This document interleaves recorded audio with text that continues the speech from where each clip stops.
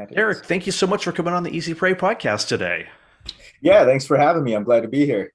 So, can you give myself and the audience a little bit of background about who you are and what you do? Yeah. So I've been a hobbyist slash professional in the automotive industry for about half a decade. I live and work in the Metro Detroit area, where I am a security tester, kind of red team for automotive related controllers, microcomputers, and devices. So yeah. Nice. And so, what got you interested in the field? I spent about a decade in corporate IT, and I'm super into motorsports. I have a motorcycle. It was a low production motorcycle. Some of you may have heard of it. It's called Buell Motorcycle. They were originally a company located in East Troy, Wisconsin. And my bike had some ongoing dash issues, and a few others had shared that they had similar issues. And sadly, at the time, the motorcycle company was having some financial issues, and you couldn't get a new dash. So I actually reverse engineered the communication between the engine controller on the motorcycle and the dash unit. And then I was able to, with that information, I was able to go out and purchase a an aftermarket dash and program it to function on the motorcycle. And from there, I did a talk at the DEF CON cybersecurity convention about how I overcame the non-standards of many recreational vehicles. And after that, I was offered a job in the Metro Detroit area, where I relocated. And now I work in the automotive industry, pen testing vehicle controllers. And another thing that's cool is I also, due to financial issues of Buell Motorcycles, they actually relocated into Grand Rapids, and I helped them a little bit too. Nice. So let's talk a little bit about the background for those who aren't familiar with how automotive computers and systems work. Um, I think it's kind of similar to the early days of networking the internet, but let's talk through kind of what are the components of the automotive systems, particularly the computers. How do they communicate, and what are the risks with that type of communication? So the primary network, there's one thing that's pretty different than home networks, is that there's a plethora of different in-vehicle network technologies used.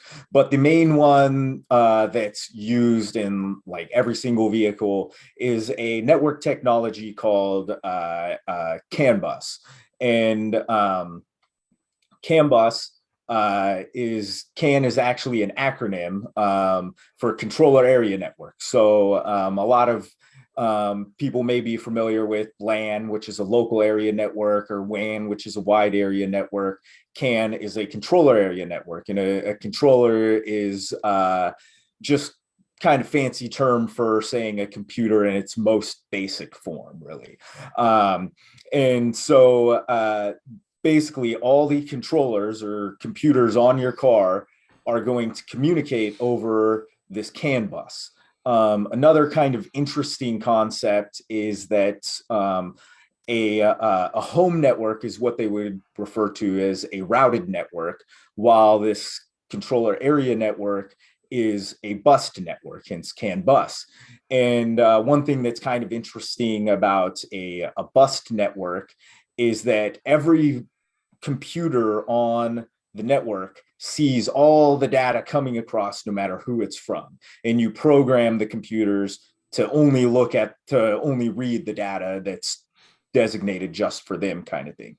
So the kind of some of the inherent issues with this platform is that I can hop on the network and start seeing all of the data for every single computer on the car and analyzing it. It's kind of how I did my bike. I just hopped on the network and I started seeing the communication that was happening between all the computers on the bike. And then I was able to reverse engineer that information. And when you say hop on the network, it's not like this is not through cellular data connection. You're talking like a physically connecting a device to the network. Yeah, it's physically connected, which actually was one thing I was going to cover is that actually it's for decades now the kind of the platform, I guess that you could say that the automotive industry has used for security practice is the physical access concept. You know, you can't hack a car unless you got physical access. You have to connect to these wires on it to hack it. And as we know, with the age of connected cars and vehicle information being fed to the cloud and stuff like that, that's changing. And so what's kind of interesting and kind of the huge question that everybody's asking is, are automotive manufacturers going to be able to make this safe migration from relying on physical access as our security protocol to now people don't necessarily need physical access to hack a car. And so that's kind of where we're at right now, is this slow migration of vehicles and manufacturers switching to more like cellular connected, Wi-Fi connected vehicles. So traditionally, cars have been you connect a new computer, connect a new device, and by I don't mean a device, I don't mean like your Android phone or something like that, but you physically connect a system controller to it. There's this implicit trust that every device trusts everything else that's on the network, right? Yeah, exactly. Since I think it was 96 or 98, they implemented the OBD2 standard. And these vehicle networks and communication protocols to communicate with computers are typically available at the OBD2 network, or sorry, the OBD2 port. And a lot of times you'll get like a gateway or a firewall there, but because of the inherent issues of the controller area network bus, you really just have to kind of get up in there and plug in on the other side if you really wanted to get into these networks. But there are a lot of cars that even, today I own a 2015 vehicle, and the data at the OBD2 port is not gatewayed or firewalled at all. You could read all the data, you could send data through it, and the car will see it. And that's how those kind of consumer systems, like it used to be, if you wanted to, my car's throwing up a warning light. You don't know what it means, but now you can go ahead and rather than taking your car to an automotive center or repair shop, you can now get one of those automatic, or a bunch of companies make kind of readers that will read all those air codes for you. Yeah, exactly. And there's a set of standard codes, and then manufacturers expand on those standards. Hmm. But yeah, most of the OBD2 readers and stuff like that will yeah, they're so you could clear engine event codes and stuff like that. And basically, the reason it was created is because we would all hate if, this was manufacturer specific, Yeah. and, you had to go to the dealership every single time. Or, I originally come from California, where every several years you have to get a smog check. Yeah. Imagine if you had to get your smog check done at the dealer because these mom pa smog shops weren't able to communicate with your car. So that's really what it was put there to overcome. But with the implementations of standards, it gives us more information to know about the vehicle and kind of opens up like the attack vector, which is why, again, going back to my motorcycle talk, why it was kind of a huge thing about circumventing not having very many standards for a Hmm. recreational vehicle, because those help people a lot in knowing, the OBD2 standard, which is an acronym for onboard diagnostics, I should say, uh, tells you exactly what's on what pin. So, oh, these two pins right here are the CAN bus network. And, this one is 12-volt power supply, and this one is the ground. So just knowing that information alone makes it easier for Hmm. someone to, start reading data from it. And so for older cars where you can kind of connect to the CAN bus yourself as a uh, we'll use the term hacker for simplicity's sake. What sort of things can you uh, what sort of things can you do to the car by kind of playing around on the CAN bus? Yeah, yeah. So, to be perfectly honest, most of the safety critical things are isolated from there. Like even with throttle by wire and stuff like that. You can't manipulate throttle bodies. A lot of the braking stuff isn't on there. But there are things like, like I haven't really came across a vehicle with a controller area network where you couldn't manipulate the headlights. So Hmm. you could potentially, turn off the lights while somebody is driving. You could obstruct their view by turning on the windshield wipers and the windshield wiper fluid spray, or something like that. You could unlock and lock the doors a lot of times. So that poses a threat. But I should also add that it's not 100% of the time that some of these safety critical things are not on there. Hmm. Like whenever I tell people I'm in vehicle security to cybersecurity professionals, they typically reference one instance that was brought to everybody's attention at DEF CON back in 2015, and it is what we refer to as the infamous Jeep hack, where people were able to actually remotely connect into a Jeep and manipulate the braking system on the Jeep. And it was designed because, if I remember correctly, the Jeep had a self-parking feature Hmm. where it would manipulate the braking power and stuff, and it was all automated. And they were able to kind of manipulate that self-parking data while the vehicle was in motion. That's a little bit scary. Yeah.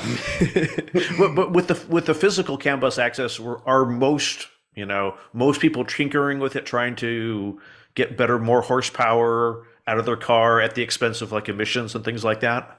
No, not so much on the CAN bus. For that, there's other communication protocols that aren't um, they aren't really network protocols, so to Hmm. say. There's like a network protocol called JTAG, which I don't actually know what that acronym stands for, but it's typically used for programmers to Hmm. interface with a chip, or something along those lines. And then there's also UART, which is a very common one. And these are interfaces that are more for what they call debugging, and stuff like that. And so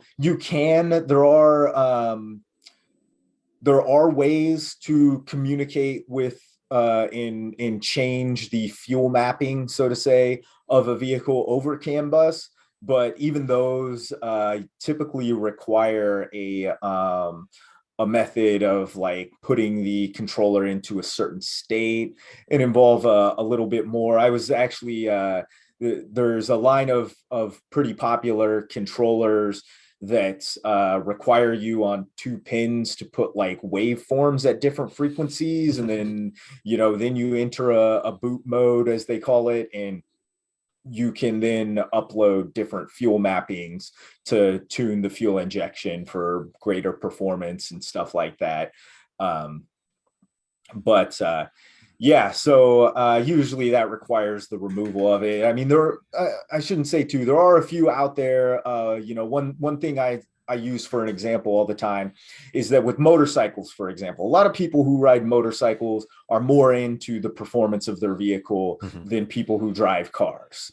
Um, and so a lot of times people will put these little Bluetooth dongles onto the communication connector of their motorcycle, Hmm.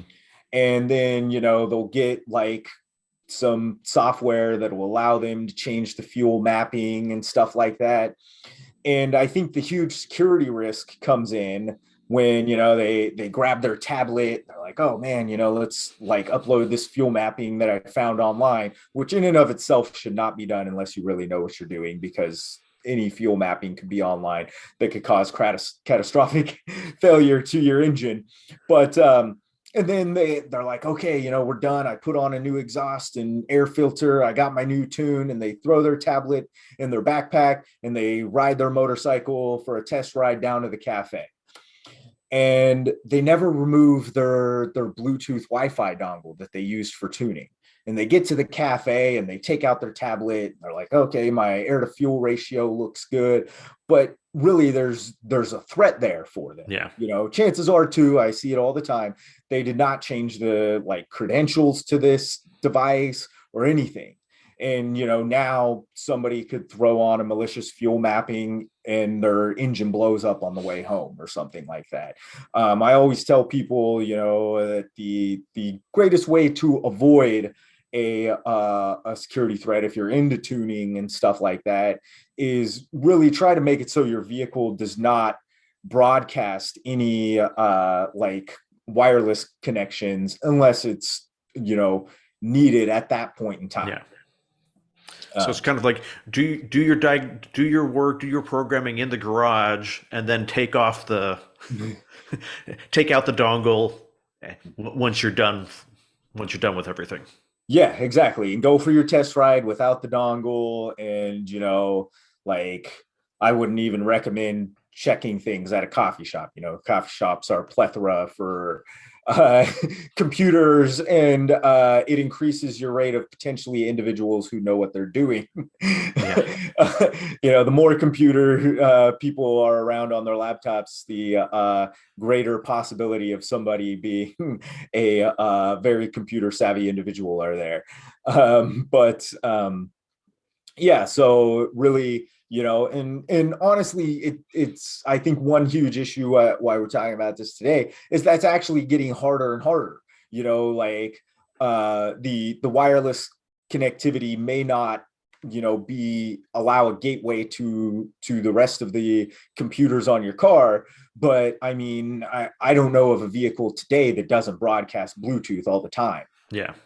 And and I mean, do you really want to like turn off and on your Bluetooth every single time you get in the car?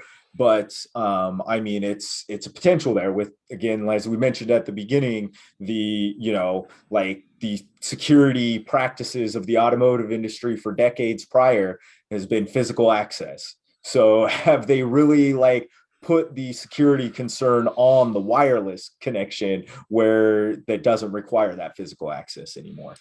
So is it kind of the automotive industry with respect to software security? Is it 10, 20, 30 years behind what you might think of as your home networks and the internet?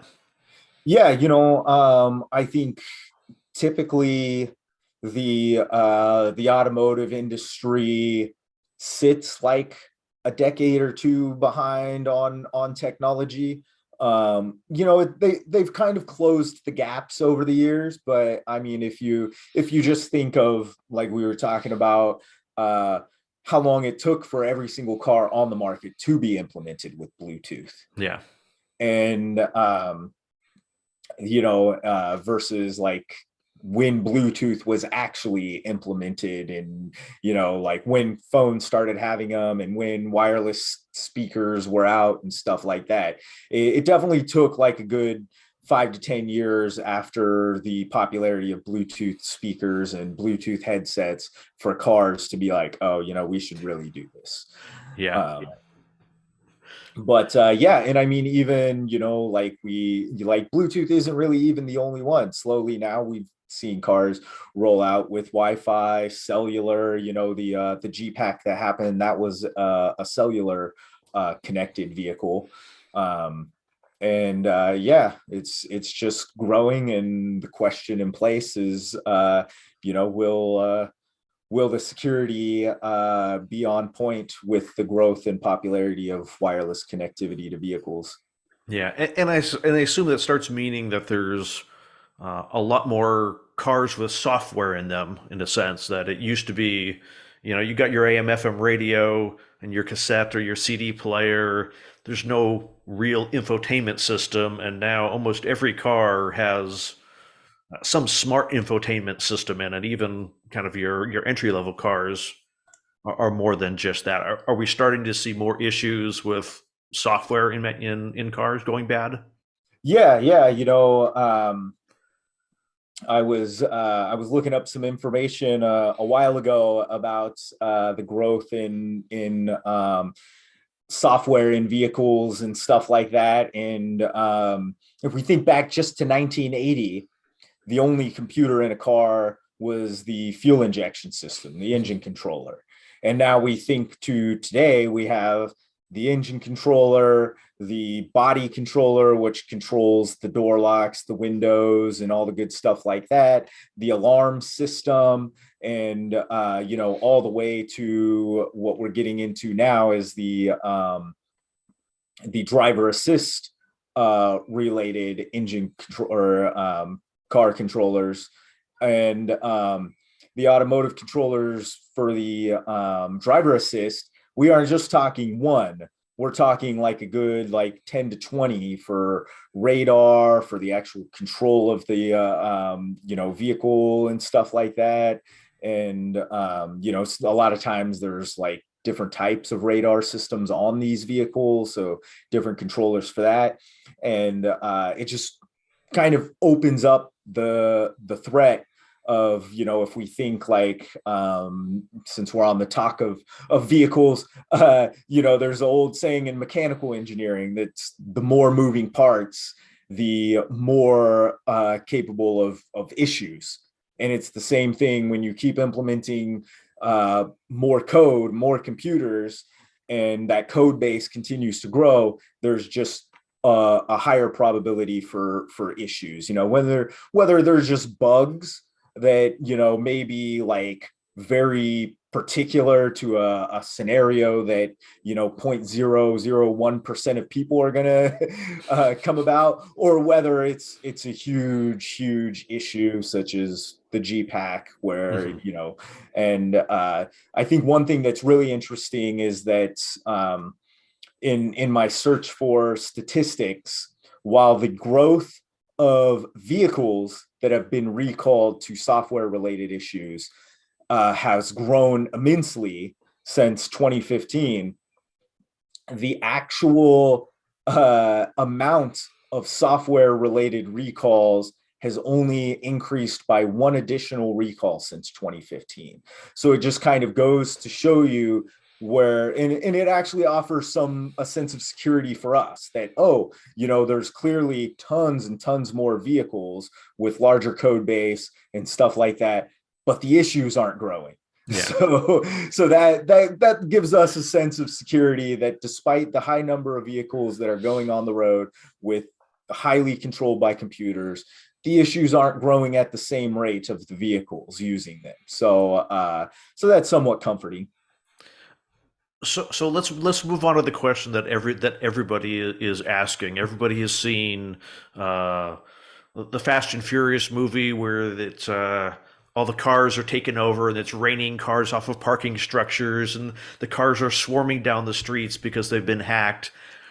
What do you think the likelihood of that type of scenario coming out is? Obviously, this is movies, but where do you see the automotive security and hacking going with driver assist features that can not only, say, hey, I'm going to put on the brakes so you don't run into the wall, but we're now starting to see parking assist features, lane assist, Tesla's full self-drive beta.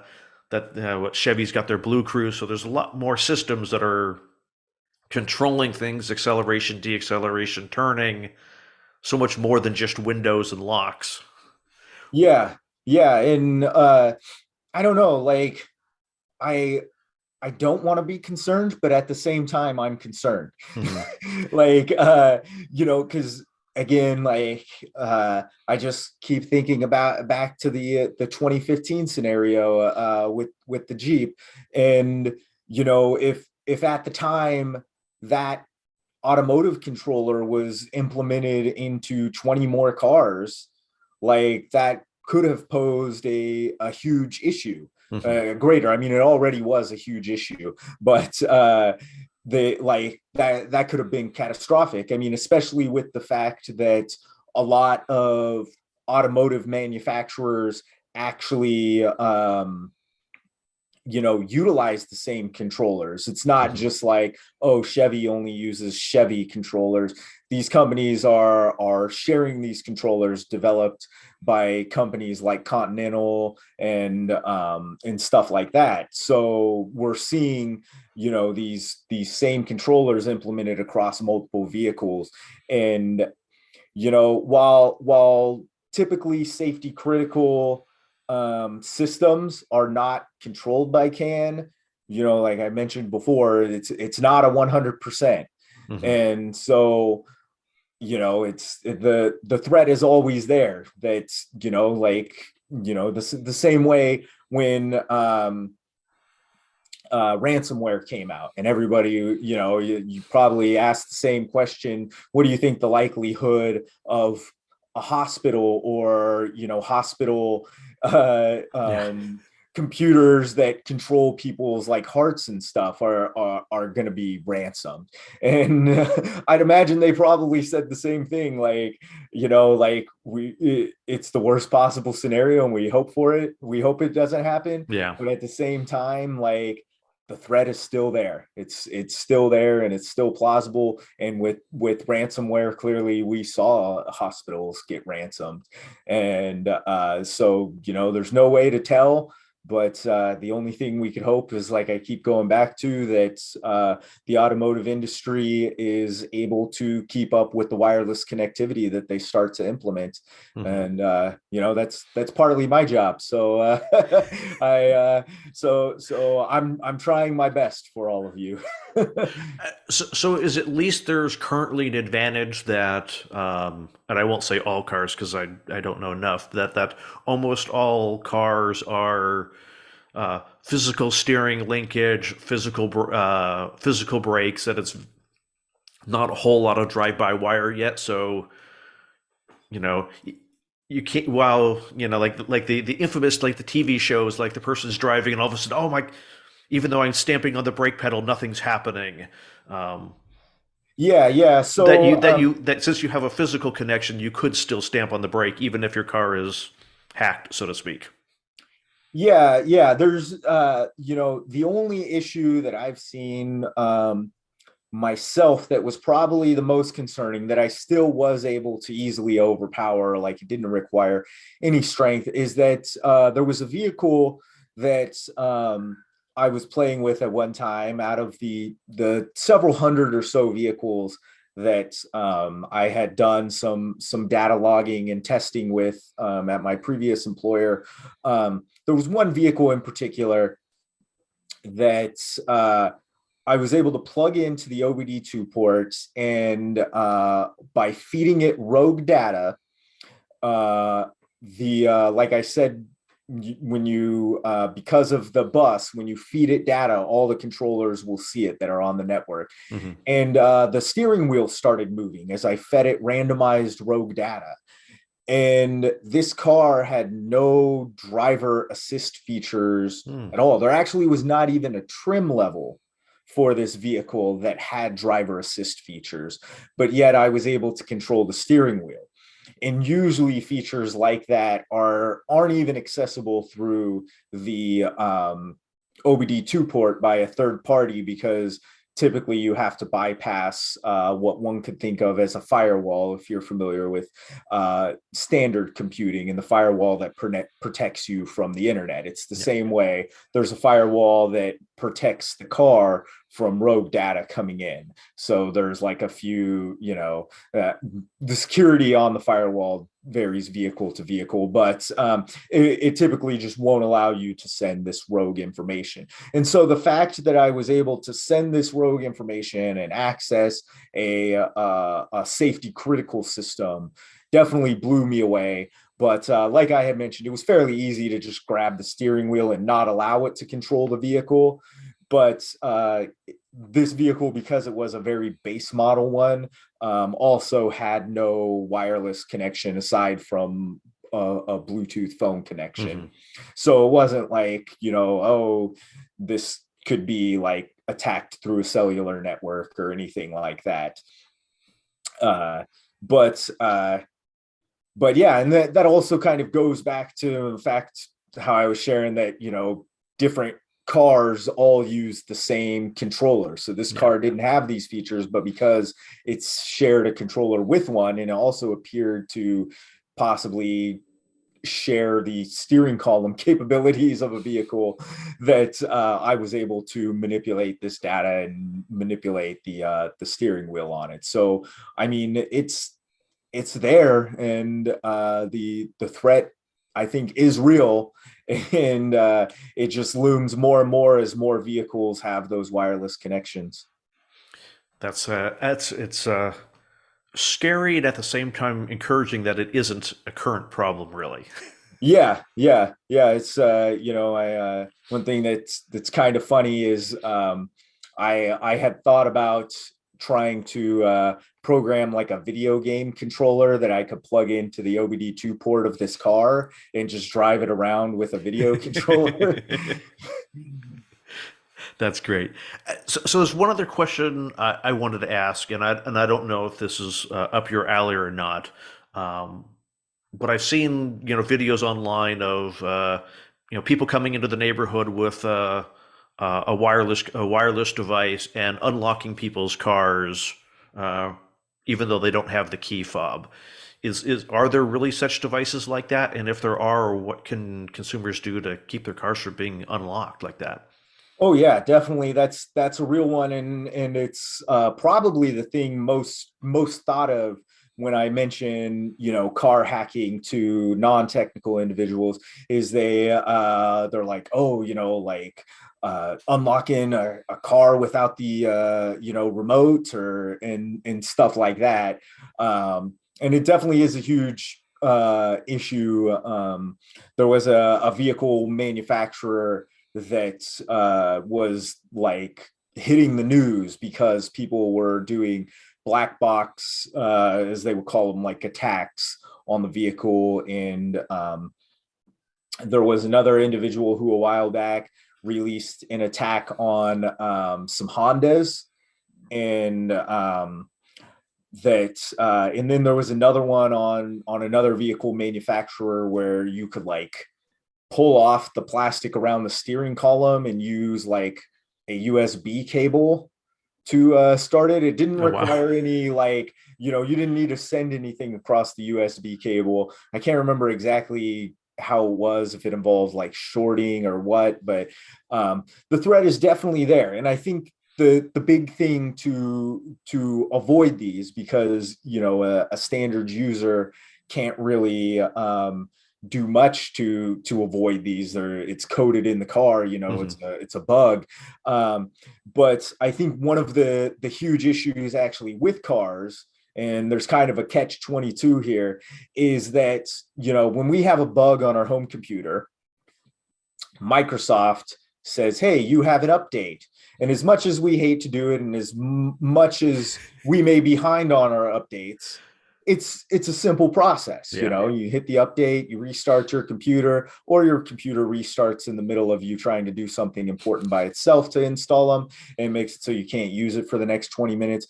But the fact is, it's easy to do and could be done from home. That currently isn't the case for most vehicles. You have to go into your dealer. Imagine right now with how far behind some of the people maybe on their Windows updates, or how far you may be on your updates. Imagine if you had to take your computer to like a Dell service center or a Hewlett Packard service center to get updated every single time it needed to get updated.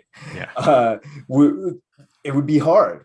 And so the best thing is to take your car in and get it serviced every once in a while at the dealership, at least, so that they could deploy any software upgrades they need to do.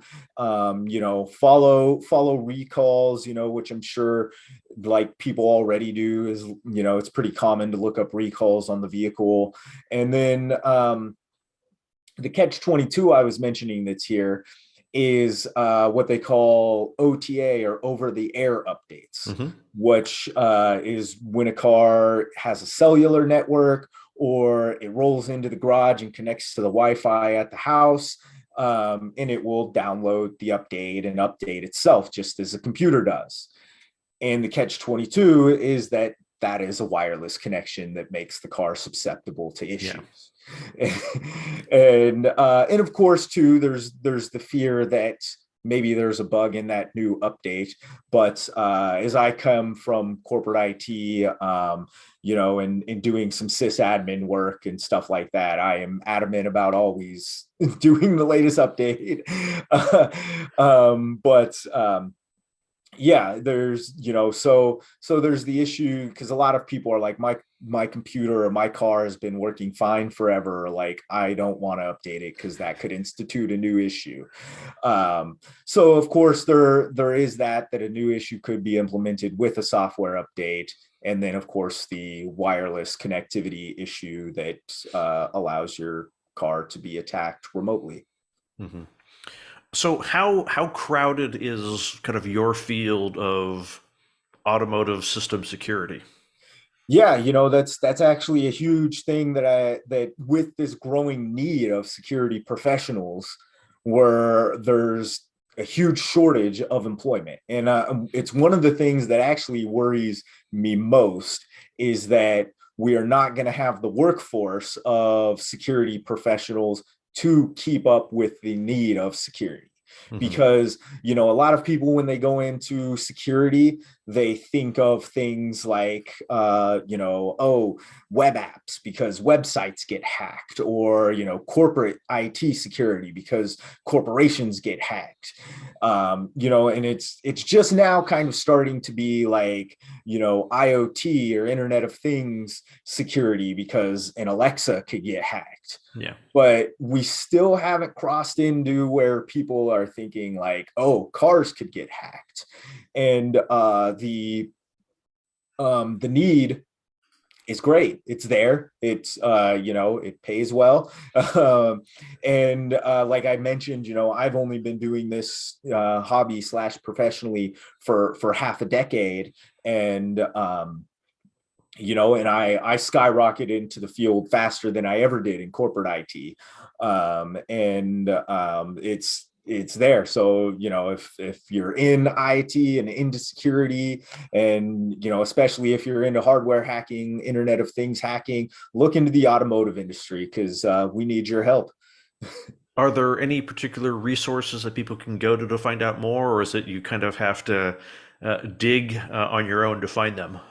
Yeah, so no, there's actually a book that's very popular, called The Car Hacker's Handbook by Craig Smith. And the book is actually a legal free PDF online that you could get. And the Car Hacker's Handbook version 2 is coming out. I could promise you that, because I actually helped with a chapter about recreational vehicles and motorsports and stuff like that on it. Um, but yeah, I definitely would start with that book, and then attend your local HackerCon. Whether it be DEF CON, or whether it be your B-Sides HackerCon, and look for the Car Hacking Village. We just had our Grand Rapids cybersecurity conference, and we had an amazing Capture the Flag car hacking village area where we drove in a semi. I actually borrowed a motorcycle from Buell Motorcycles so that people could hack the motorcycle. And yeah, and then we had a few engine controllers there and some other, I think there was like an air brake system that people were allowed to try to hack. The community's great, and the utilities are there, and the ability to learn at these events is huge. That's really Yeah. cool. So if people want to be able to connect with you online, where can they find you? Yeah, so my Twitter handle is Cambus Dutch. That's probably the best way to get at me. I guess because of the unknown looming fate of Twitter, I'll actually give my email to out, which is cambusdutch@gmail.com. And if Twitter hits the very unwanted fate, you could reach me at that email. And we'll make sure to throw a link to the Car Hackers Handbook PDF in the show notes. That way people can easily find it there. Derrick, thank you so much for coming on the Easy Prey podcast today. Yeah, thanks a ton for having me. It was good times.